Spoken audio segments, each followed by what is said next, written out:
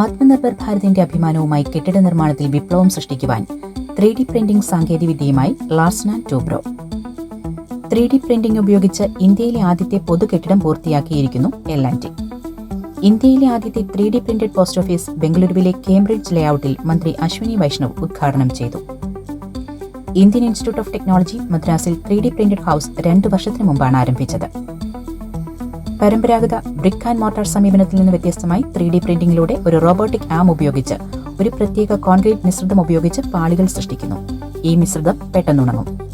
നിർമ്മാണത്തിൽ ഉപയോഗിക്കുന്ന കോൺക്രീറ്റ് മിശ്രിതം 175 വർഷത്തോളം നിലനിൽക്കുമെന്നാണ് അവകാശവാദം. മെറ്റൽ, കോൺക്രീറ്റ് അല്ലെങ്കിൽ പോളിമർ പാലങ്ങൾ, കോൺക്രീറ്റ് അല്ലെങ്കിൽ കളിമണ്ണ് ഉപയോഗിച്ച മുഴുവൻ കെട്ടിടങ്ങളുടെയും ഓൺസൈറ്റ് നിർമ്മാണം തുടങ്ങി വൈവിധ്യമാർന്ന ആപ്ലിക്കേഷനുകൾ ഉൾക്കൊള്ളുന്ന നിർമ്മാണമാണിത്. നിർമ്മാണ 3D പ്രിന്ററുകൾ എന്ന് പരാമർശിക്കപ്പെടുന്ന ഈ സംവിധാനങ്ങൾക്ക് ഘടകങ്ങൾ നിർമ്മിക്കാനോ മുഴുവൻ കെട്ടിടങ്ങളും നിർമ്മിക്കാനോ കഴിയും.